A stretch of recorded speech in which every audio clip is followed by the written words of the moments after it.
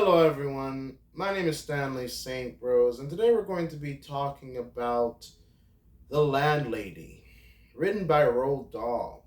Now, before I go into the summary analysis of this work, please remember to leave a like, subscribe, and/or comment so that the channel can continue to grow. Now, The Landlady by Roald Dahl is a very chilling short story. It's a very thought provoking short story. It's very simple. What you basically have here, if we're just going to get to to the core of the short story here, is you have this kid by the name of Billy Weaver.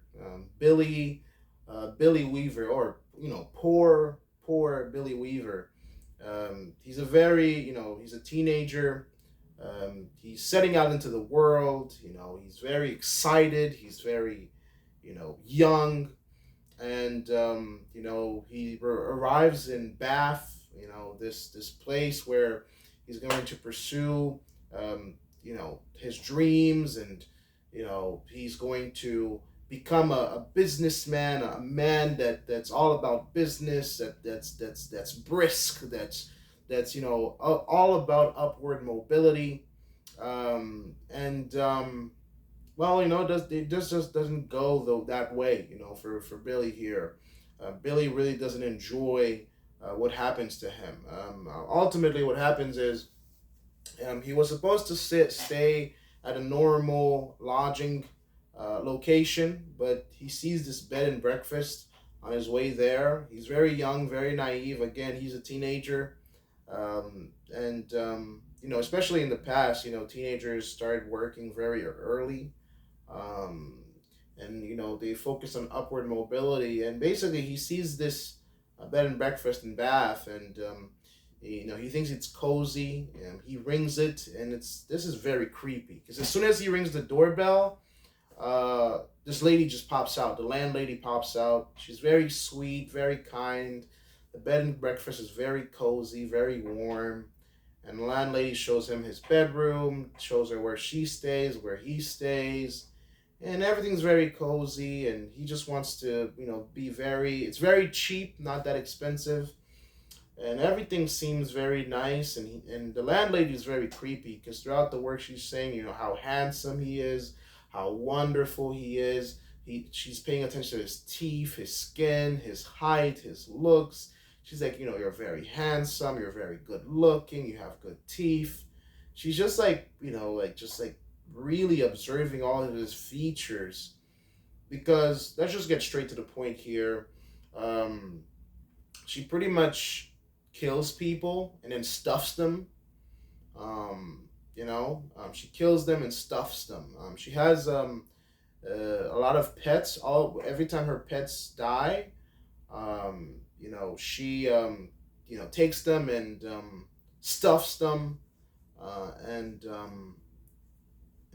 keep them around. And throughout the short story, there's several hints and there's a lot of foreshadowing that suggests that Billy is going to be the next victim. There's two other persons that have been in this bed and breakfast, and apparently they're dead too. So she's been doing this a lot. It's not the first time that she's done this. And she's been poisoning. She gives Billy tea and a biscuit, and pretty much Billy's just so young. He's naive, and that's pretty much by the end of the short story. We know that Billy's gonna die, and Billy's gonna get stuffed. It's really sad, but Billy's gonna get stuffed, and Roald Dahl here. Roald Dahl really gives us a great example of suspense, irony, and foreshadowing. Because yeah, Billy's gonna die, and the short story makes the landlady look quirky, weird. Well, she's a murderer. She's a serial killer. It's a house of horrors because everything around the house is dead.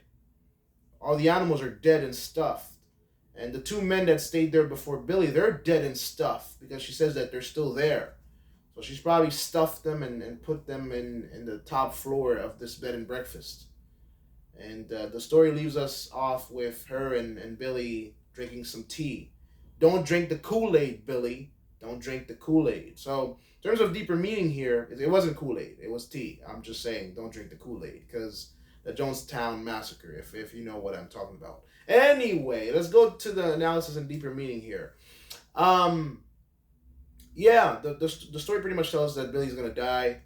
He's young, he's naive, he's all about upward mobility, becoming successful in life, and his naivete kills him because he walks straight into a murderer's house, into her tea party, and her tea party is going to get him stuffed, and that's the story.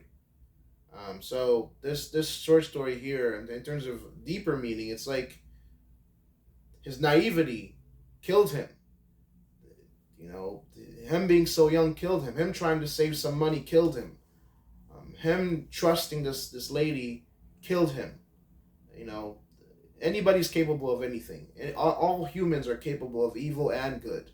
No matter how cute, adorable, nice, sweet, any human being can do great things and horrible and evil things.